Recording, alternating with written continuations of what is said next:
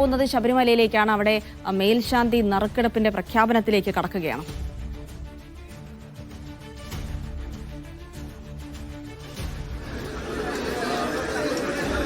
പ്രസാദ് ഈട്ടിയാണ് ശബരിമല മേൽശാന്തിയായി തെരഞ്ഞെടുക്കപ്പെട്ടിട്ടുള്ളത്. നറുക്കെടുപ്പിൽ അദ്ദേഹത്തിനാണ് നറുക്ക് വീണിട്ടുള്ളത് എന്നുള്ള വാർത്തയാണ്. അപ്പോൾ അടുത്ത ഒരു വർഷം പ്രസാദ് ഈട്ടിയായിരിക്കും ശബരിമല മേൽശാന്തി. അദ്ദേഹം തൃശൂർ സ്വദേശിയാണ് എന്നുള്ള വിവരങ്ങളൊക്കെയാണ് വരുന്നത്. തൃശ്ശൂരിൽ നിന്നുള്ള പ്രസാദ് ഇട്ടിക്കാണ് മഹാഭാഗ്യം ലഭിച്ചിരിക്കുന്നത്. ശബരിമല മേൽശാന്തിയായി ഒരു വർഷം അദ്ദേഹം ഉണ്ടാകും. ഇനി മാളികപ്പുറത്ത് ആരാണ് മേൽശാന്തി എന്നുകൂടി അറിയാം.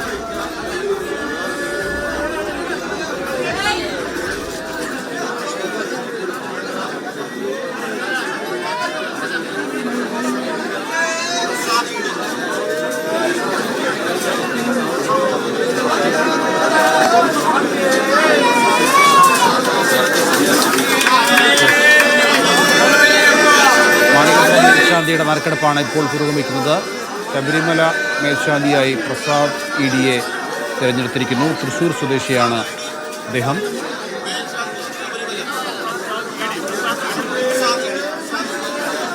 അടുത്ത ഒരു വർഷത്തേക്ക് അദ്ദേഹമാണ് ശബരിമല മേൽശാന്തി എന്നറിയുന്നു.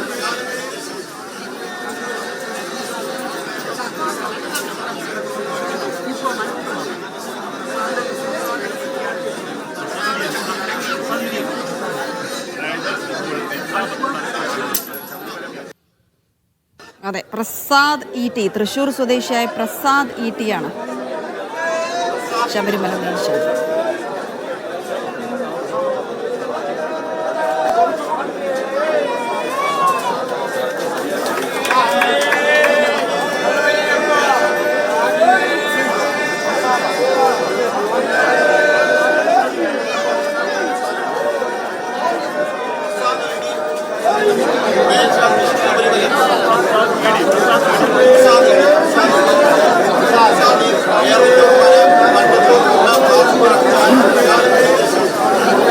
സന്തുഷ്ടയുടെ വിവരങ്ങൾ നൽകാൻ നന്ദുഷ, ഈ പ്രസാദ് ഇഡി തൃശ്ശൂർ സ്വദേശിയാണോ? വിവരങ്ങൾ ലഭിക്കുന്നുണ്ടോ?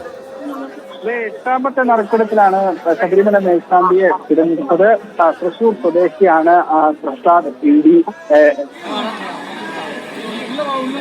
മേൽശാന്തിയായി അടുത്ത ഒരു വർഷക്കാലം ഉണ്ടാകും എന്നാണ് നറുക്കെടുപ്പിലൂടെ വ്യക്തമായിരിക്കുന്നത്. പ്രസാദ് ഇഡി മനത്തൂർ കുന്ന്, വാസുപുരം, ചാലക്കുടി, തൃശൂർ എന്നാണ് അദ്ദേഹത്തിന്റെ പൂർണ്ണ വിലാസം. അദ്ദേഹത്തിന്റെ കൂടുതൽ വിവരങ്ങൾ ഇന്ന് ലഭ്യമാകേണ്ടതുണ്ട്. നിലവിലേത് ക്ഷേത്രത്തിലാണ് എന്നതുൾപ്പെടെയുള്ള കാര്യങ്ങൾ ഇനി അല്പസമയത്തിനുള്ളിൽ തന്നെ വ്യക്തമാകും. ഏതായാലും അടുത്ത ഒരു വർഷക്കാലം പുറപ്പെടാശാന്തിയായി ശബരിമലയിൽ ശ്രീധർമ്മശാസ്താവിന്റെ പൂർണ്ണ സേവകനായി അദ്ദേഹം ഉണ്ടാകും. ഈ വൃശ്ചിക മാസം 1 മുതൽ അടുത്ത തുലാമാസ പൂജ പൂർത്തിയാകും വരെ ഈ മേൽശാന്തിയാകും ശബരിമല അയ്യപ്പന്റെ സേവ നടത്തുക. ഏതായാലും പുതിയ മേൽശാന്തി ശബരിമലയിൽ ആയിരിക്കുന്നു പ്രസാദ് ഇഡി, തൃശൂർ സ്വദേശിയാണ്. അങ്ങനെ ശബരിമല മേൽശാന്തിയെ തിരഞ്ഞെടുത്തിരിക്കുന്നു. പ്രസാദ് ഇഡിയാണ് ശബരിമല മേൽശാന്തി. ഇനി മാളികപ്പുറം മേൽശാന്തിയുടെ നറുക്കെടുപ്പ് കൂടെ നടക്കേണ്ടതുണ്ട്. അതുകൂടി ആയാൽ അടുത്ത ഒരു വർഷം ആരാണ് ഈ രണ്ട് ക്ഷേത്രങ്ങളിലെ മേൽശാന്തിമാരെന്നുള്ള കാര്യത്തിലൊരു തീരുമാനമാകും. ഇക്കുറി ഒരുപക്ഷെ ഒരുവിധം എല്ലാ കണ്ണുകളും അങ്ങോട്ടുണ്ടാകും. കാരണം മുൻപൊന്നുമില്ലാത്ത രീതിയിൽ വലിയ വിവാദങ്ങളൊക്കെ ശബരിമല ഇങ്ങനെ ഗ്രസിച്ചുകൊണ്ടിരിക്കുന്ന ഒരു സമയത്ത് കൂടിയാണ് പുതിയ മേൽശാന്തി തെരഞ്ഞെടുപ്പ് എന്നതിന്. മാത്രമല്ല ഇന്ന് നല്ല തിരക്കാണെന്ന് പറയുന്നുണ്ട് ശബരിമലയിൽ. അതെ അതെ, നട തുറന്നിട്ടുണ്ട്. രാവിലെ ഉഷപൂജയ്ക്ക് ശേഷമാണ് ഈ നറുക്കെടുപ്പ് നടന്നിരിക്കുന്നത്.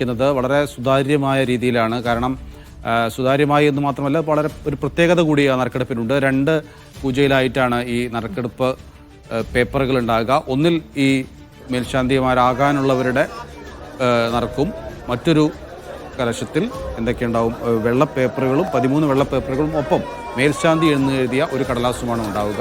ഇത് രണ്ടും നറുക്കെടുക്കുകയും അത് മാച്ച് ചെയ്യുമ്പോഴുമാണ്. അതായത് ഒരു പൂജയിൽ നിന്ന് ഒരു നറുക്കെടുക്കും, അപ്പോൾ മറു പൂജയിൽ നിന്ന് മറ്റു എടുക്കും. അപ്പോൾ 2 പേരുകൾ ഒരുമിച്ച്, അതായത് മേൽശാന്തി സംഭവിച്ചിരിക്കുന്നത് ഒരു പൂജയിൽ നിന്ന് എടുത്തപ്പോൾ അതിൽ പ്രസാദ് വീഡിയുടെ പേരുണ്ടായിരുന്നു, മറ്റേ പൂജയിൽ നിന്ന് എടുത്തപ്പോൾ അതിൽ മേൽശാന്തി എന്ന് എഴുതിയിരുന്നു. അപ്പോഴാണ് ഇദ്ദേഹം മേൽശാന്തിയെ തെരഞ്ഞെടുക്കപ്പെട്ടിരിക്കുന്നത്. എന്തായാലും അത് Sabarimala special commissioner, Devaswom board chairman, Devaswom commissioner, ഹൈക്കോടതി നിരീക്ഷകർ തുടങ്ങിയവരൊക്കെ ഈ സമയത്തുണ്ടായിരുന്നു. വളരെ സുതാര്യമായുള്ള നറുക്കെടുപ്പ് തന്നെയാണ് അവിടെ നടക്കുന്നത്. നമ്മൾ കണ്ടു കഴിഞ്ഞു. പ്രസാദ് വീഡിയുടെ ചിത്രമാണ് ഇപ്പോൾ നമ്മൾ സ്ക്രീനിൽ കാണുന്നത്. അദ്ദേഹം തൃശൂർ ചാലക്കുടി സ്വദേശിയാണ് എന്നാണ് നന്ദുഷ റിപ്പോർട്ട് ചെയ്യുന്നത്. അദ്ദേഹത്തിന്റെ പ്രതികരണം അല്പസമയത്തിനകം തന്നെ നമുക്ക് ലഭിക്കുമെന്ന് പ്രതീക്ഷിക്കാം.